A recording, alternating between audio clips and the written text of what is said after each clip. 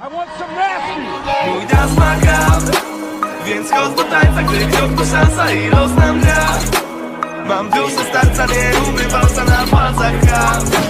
Na palcach gram, na palcach gram.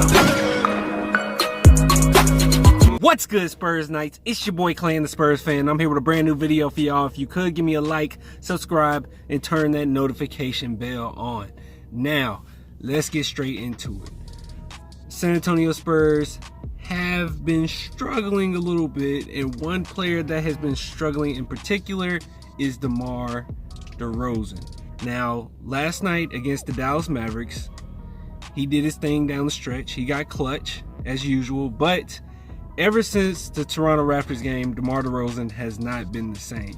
But I want to discuss something and give my viewpoint on why this is so, and give my viewpoint on why Spurs fans think the way they do about Demar Derozan. So one debate, as you can see from the title of the video, it's about the difference between LA screwing up and the difference between DeMar DeRozan screwing up, the difference between the two. And a lot of Spurs fans are much harder, including myself, much harder on LaMarcus Aldridge than we are on DeMar DeRozan. But I think that there's reasons for that. And I think that I'm not going to say they're necessarily fair, but it's just the reality of the situation. So when you look at DeMar DeRozan and you look at LaMarcus Aldridge, and when they struggle, we could just start at the eye test alone. When you physically see them struggling, it looks totally different. Why? DeMar DeRozan is 6'7", 216 pounds. LaMarcus Aldridge is 6'11", 240 pounds. Basically a 7-footer. So you're seeing a shooting guard and a big man struggle. Usually when you go into these games, there aren't a whole bunch of great big men in the league right now. Most teams play a small ball. So when you see LaMarcus Aldridge, who's a mid-range scorer, just like DeMar DeRozan, sometimes if we see this big, muscular center, essentially, I mean, he's a power forward, but he's playing center, essentially, taking jump shots and missing, we're more than likely to point the finger at him and say, hey, you need to be more aggressive. Hey, you need to attack, because of his size and because he has more, he doesn't have an excuse not to perform well when you're one of the top power forwards / centers in the NBA, and there's not that many power forwards or centers in the NBA. So when you look at it in that perspective, you can see, okay, physically, just the eye test alone, you can see why we would get way more angry at LaMarcus Aldridge than we would at DeMar DeRozan. That's number one. Now, number two, we have to look at who these guys are replacing. Now, you look at LaMarcus Aldridge. LaMarcus Aldridge was signed when Tim Duncan was still with the team, and many of us felt as if, okay, we knew he's not going to be Tim Duncan, but we knew that this is going to be the guy, when Tim Duncan leaves, this is going to be our primary big man.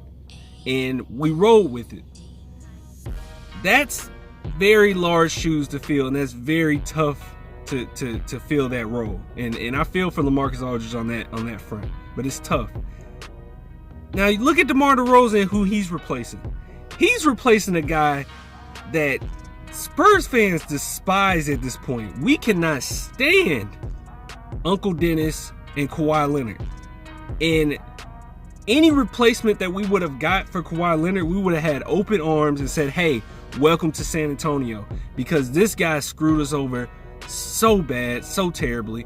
So you can see right there, okay, you're replacing Tim Duncan and you're replacing Kawhi Leonard. Total difference. Total difference. One is a Spurs legend, the other one is considered a Spurs traitor. So in that perspective, you can see, okay, so we got two things so far. It's the size, so just the eye test. When you see a guard screw up, it's not as in your face, because his size isn't just overpowering anybody on the court. And it's who these guys are replacing. It's already hard enough to replace a legend, and DeMar Derozan, I mean, he could be averaging 15, 14 points this season, 13, 12 points this season, and we would still say, well, he's going to get better. Everything's going to be okay. So in that perspective, it's important to see it that way. Now, the elephant in the room, and this is one of the reasons why I personally am very hard on LaMarcus Aldridge, and I don't try to be, but it's out there. LaMarcus Aldridge asked for a trade, and when you ask for a trade and you don't receive it, we're still looking at you like, yo, why did you want to leave? Now, of course, he had reasons for it. He felt like he wasn't being implemented in the offense correctly. He didn't know if he fit with San Antonio. That's all fine and dandy. But it's one thing for me, for you to ask for a trade, but there's a totally different thing when I see you on the court and you look like the whole season that you want to be traded, just to learn that, yes, you did want to be traded. That was an issue amongst all Spurs fans, and I think that a lot of people are still in the back of their minds. So even when I see LaMarcus Aldridge play, and he plays great, I'm cheering for him. But when he has a terrible game, and he already has this kind of face where it's like, it looks, now I'm not saying he's carefree, he's not, but it looks like sometimes he could care less. And that's just his face. I don't think it's necessarily him. I don't think it's necessarily him not caring to win or anything like that. It's just how he come across. And when he's that big, he's kind of slumped over and like, damn, I'm not doing anything on this court. I always think back to when you asked for a trade, and that season before you asked for a trade, and how you were acting leading up to that, or how you weren't hustling enough on defense, leading up to that trade proposal. So those are the three things. So I think it's the eye test. You just look at the size of these two guys. That's one thing. Number two, I think that it's who they're replacing, which is extremely tough on LaMarcus Aldridge, extremely easy for DeMar Derozan. And number three, it has to be when LA asks for a trade. So I know that it's unfair. I know that it's not ideal that we're going to look at one of our players in a higher light than another. And even if both of them play terribly, we're going to give this person more hate, I guess, than the other. It's just the reality of the situation. I mean, every action has a reaction. LaMarcus Aldridge asking for that trade still puts something in certain Spurs fans' minds, but we still love LaMarcus Aldridge. It's all love. Like, I'm a huge fan of LaMarcus Aldridge. I love his game. I love when he just dominates. But I will be honest with you, it's harder for me to get angry or talk bad at all about DeMar Derozan when he doesn't play well. It's just hard because I know LaMarcus Aldridge. I mean, I'm sorry, did I say LaMarcus? DeMar Derozan. It's hard to talk bad about DeMar Derozan because I know DeMar Derozan, I mean, he got screwed over from his team. We got screwed over by the guy that he's replacing. So, hey, all even. And when it comes to LaMarcus Aldridge, I just think about everything that happened with him, and him him supposed to be replacing Tim Duncan. And sometimes it comes up and you're like, hey, I can't roll with you right now. So I think that's the main differences.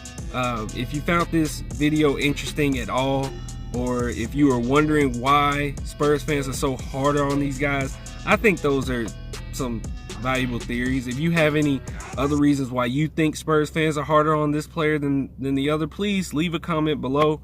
Give me a like, subscribe. Again, I appreciate all the love that you guys have shown. I'm still working on our Spurs Rap Part 2. I'm hoping to put that up in the next coming weeks, next couple 2 or 3 weeks. But yeah, I appreciate all the love you guys give it on Instagram with Spurs Wave, and on Twitter and Facebook at Yo Spurs Dynasty. I really appreciate it. And until next time, Spurs Knights, hit you with another video later.